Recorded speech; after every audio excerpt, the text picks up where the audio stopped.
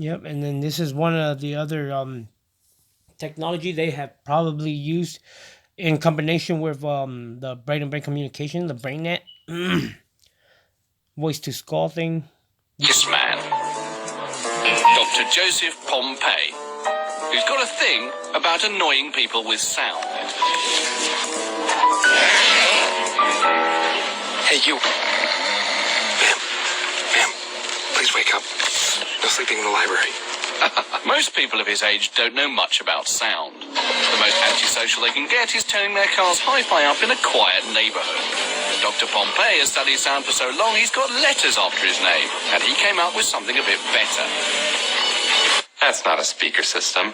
Now this is a speaker system. The whole idea of his sound spotlight system is to make sure that only one person can hear him, even though they're 20 meters away. Hey, you there. You on the laptop. Are you downloading illegal files to the library network? I hope not. Hey, you there, studying.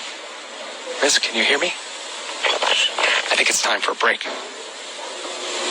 Hey, you, looking at CDs. We're watching.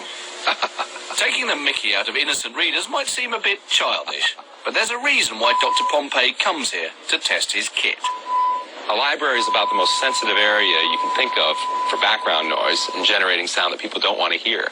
But with the audio spotlight, we can deliver sound specifically directly to people within the library without bothering the other people that are reading quietly. One of the things is we can bring in a couple of Latin dancers, send them some hot salsa music. They can dance all they like in the middle of the library to all the music that they want without bothering the other people nearby who want to sit, read, or work quietly.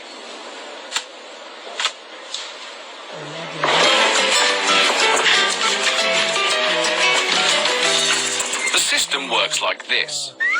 First, your voice is transformed into high-frequency ultrasound, sound so high no one can hear it. Ultrasound is highly directional, so, like a torch, it can be pointed at someone standing a long way away. Although they cannot hear the ultrasound, it causes secondary vibrations in the air around them, and it's that sound the person hears. So if you imagine you're in a room and I shine a flashlight at you, it's very bright for you, but it's very dark for everybody else. Much the same way, the audio spotlight creates a very narrow beam of sound that you can shine at a listener. They hear it very clearly, and it doesn't create noise that might bother other people in the same space. It's already being used in museums, and soon Dr. Pompey hopes he'll have his system in TV sets, so that only one person in the room can hear it. The others can get on with something much more boring. But whatever its practical use is, it remains a great toy. Hey, excuse me, miss. That's a really nice shirt you've got on. These are called electromyographic signals. The signals are picked up by electrodes planted on the skin. The electrodes basically look like this. They're tiny little pads, much like you have in a doctor's office. So if she said the future out loud, The future. we have the signal that's corresponding to that muscular activity. But with subvocal speech, she doesn't have to move her mouth. She could say that word silently. So she would say the future silently. Here she said the future, but she didn't move her lips. And you can see that there's still the same signal being picked up by the electrodes underneath her throat. Once the electrodes capture the signal, they can be transmitted, as if through a cell phone, to someone with an earpiece receiver. So the newer sensors are the size of a dime, and they're going to continue to get smaller in the not very distant future. In Chicago, Illinois, a world authority on microwave hearing shows how it could work. I'm hearing a micro pulse like a click. Now it sounds like a chirp with a tonal quality to it. Professor James Lynn is hearing sounds that aren't there, but he's not crazy. Pulses of microwave energy are being generated and fired at him from behind. Microwaves can be heard depending on the individual, depending on the hearing acuity of the individual. Individuals with fairly normal hearing can hear microwaves at quite rather low level.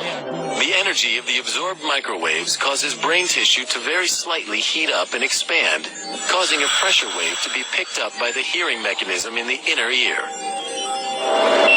Professor Lin is far from hearing voices, but it could be possible to send coded signals to an agent this way.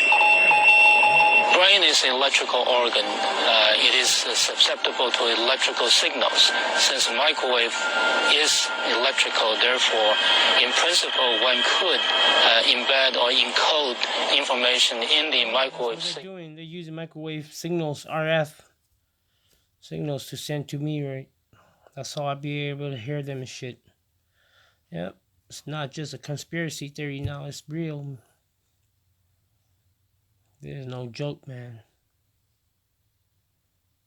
Yep. Stop human rights violation and shit. Yep.